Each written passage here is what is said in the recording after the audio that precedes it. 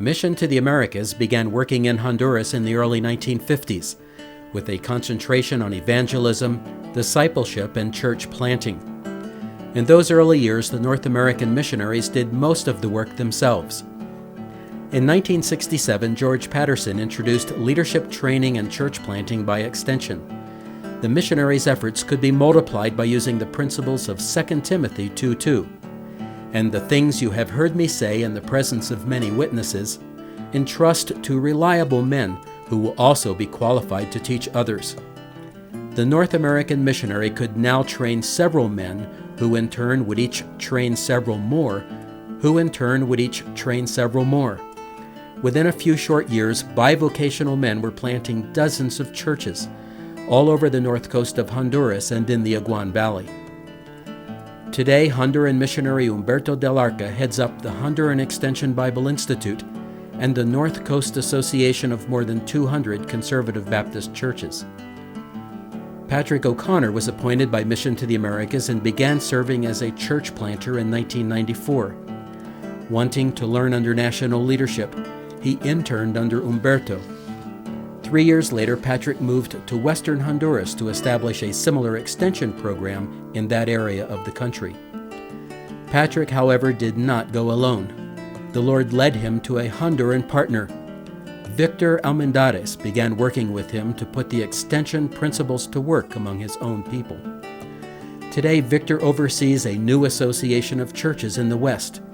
They have been planting an average of 4 new churches a year, especially among the least reached people in rural areas. Y Dios nos ha llamado a un ministerio, lo que es plantar iglesias en las zonas rurales de las montañas de acá del occidente del Empira. Victor was appointed by Mission to the Americas as a church planter in 1998. He and his wife Virgilia and their children live in Gracias, Honduras in the department of Lempira. The whole family is involved in their ministry. Virgilia plays an active role in women's ministry. The children help out with special music, and Rebecca, their oldest, is already serving as a leader in their children's programs.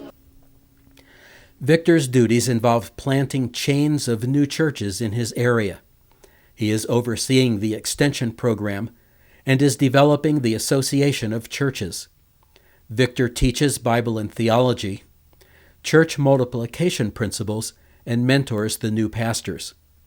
Pues sí, en el trabajo de plantar las iglesias en la zona de los Campos Blancos, pues primero es haciendo discípulos y después que el discípulo se reproduzca y el discípulo en su comunidad pues puede buscar otra comunidad para llevar el evangelio y hacer la cadena de iglesias con el fin o con la visión de plantar una iglesia en cada comunidad donde no hay, a través de cada discípulo que hay en cada comunidad que ya existe, y de esa manera se va extendiendo lo que es las cadenas de iglesias.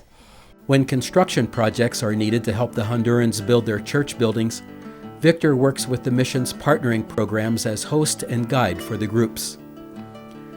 Victor made most of his rounds on a motorcycle until 2 years ago when the Lord provided a pickup.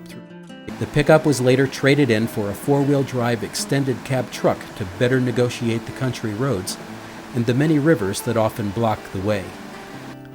Victor and Virgilia are much loved by the people they work with, from Camalote, Campuca, to Consolaca, to Zarzal, to Gracias. People share their testimonies about how they met the Lord through their ministry. Mi hermano Dionisio Pineda es el pastor y a la misma vez es el presidente de la Asociación de Pastores Regionales entre Lempira y Copán, y es supervisor de las iglesias Bautista Conservadora Misión en las Américas acá en el occidente. Amén. Bueno, yo creo que este fue un proyecto de Dios. Dios usó a nuestro hermano Víctor, ¿verdad? Él vino como misionero a Gracias. Él estaba orando para poder entrar a esta zona. Una de las cosas fue que llegaron allá a mi casa, ganaron a mi esposa para Cristo en esa visita, pero no a mí. Entonces después un hermano que se quedó encargado como para estar visitando esta zona, volvió y él pues me encontró ahí en la casa tomando chicha, le decimos nosotros, algo, una bebida embriagante. Y la verdad fue que empezó a hablarme del amor de Dios y eso me impactó tanto. Me empezó a hablar que Jesús había muerto por mí en la cruz del Calvario. Y en un momento yo me oponía, pero sentí que la gloria de Dios vino sobre. Y después de hora y media de haber estado conversando, yo dejé la chicha y me arrodillé y acepté al Señor. Y fue allí cuando comienza la obra en la familia. Empezamos a orar por nuevos hermanos y a visitar. Y la obra fue creciendo. Después de un tiempo, hermano Víctor siempre no nos dejó de la mano, él estuvo con nosotros. Dijo, hay que ir pensando en otros hermanos y pensar en hacer un templo. Hemos alcanzado desde este lugar otros campos como una iglesia del Rodeo, Cedros de Mexicapa, El Limón, que son como los campos, ya iglesias conformadas, tienen su templo.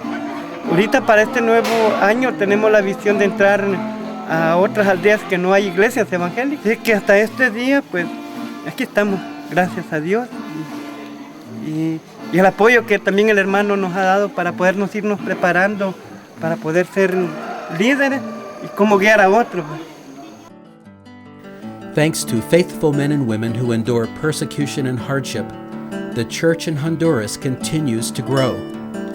Victor and Virgilia Almendarez honor the Lord through their commitment to reach their people for Christ.